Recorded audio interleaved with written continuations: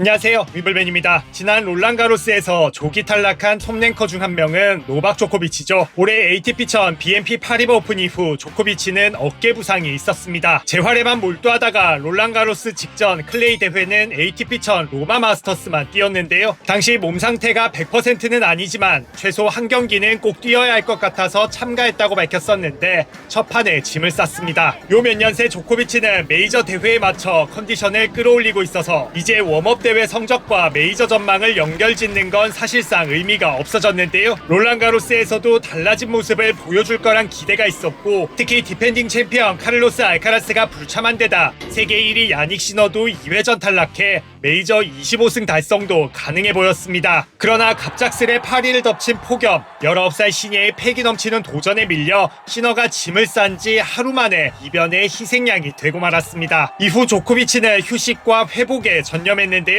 예년처럼 올해도 잔디코트 대회 참가 없이 곧장 윈블던으로 직행했습니다. 시너와 함께 공을 치고 또 시범 경기인 조르지오 알마니 클래식에 참가해 실전 감각도 끌어올렸는데요. 대회 개막을 하루 앞두고 사전 기자회견에 참석했습니다. 올해 윈블던 기자회견 분위기는 미묘한 상태입니다. 현재 상금 분배와 인상률 문제를 놓고 테니스 선수들은 메이저 대회들과 갈등을 빚고 있죠. 요지는 지금 선수들이 받는 상금이 대회 수익의 약 15% 수준인데 다른 스포츠는 물론 투어 대회와 비교해도 턱없이 낮다는 건데요. 이 탓에 하위권 선수들은 투어 비용을 감당하기도 힘든 상황이라며 22% 수준의 인상과 복지기금 설립 등을 요구하고 있습니다. 올해 윈블던은 금액으로만 따지면 상금을 20% 인상했으나 지난해 대회 수익의 15% 수준만 선수들 몫으로 배분했는데요. 선수들은 항의 차원에서 롤랑가로스에 이어 윈블던에서도 인터뷰 시간을 15분으로 제한하기로 했는데 조코비치는 이번에도 참여하지 않았습니다.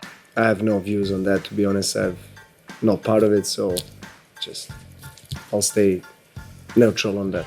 롤랑가로스 이후 한 달간 어떻게 지냈느냐는 질문에 조코비치는 롤랑가로스는 체력적으로 정말 힘든 대회였다고 입을 뗐는데요. 열심히 싸웠지만 원하던 결과를 얻지는 못했다면서 최근 몸 상태와 윈블던 준비 상황에 대해선 이렇게 설명했습니다. Yes, I think it is different in terms of just the overall physical state. I think I'm better prepared here than I was for Roland Garros. Obviously, playing on grass, comparing to clay, you don't need to exert as much physical effort, so that's better for me. And I always loved playing on grass, and I have a very good score here in history in Wimbledon. So that gives me, of course, higher dose of confidence coming into the tournament. Planning to peak at Wimbledon, I knew that it's going to give me a bit more time to get myself prepared for Wimbledon. So hopefully I'll have a good tournament here.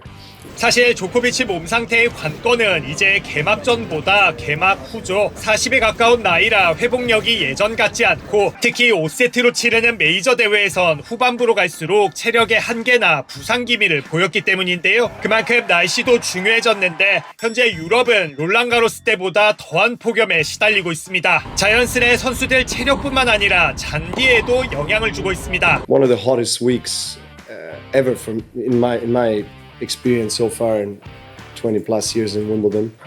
Any change in the temperature or weather conditions is affecting the way the grass responds to that. Obviously, when it's very hot, the grass softens, the soil softens, so it does affect the bounce that is lower.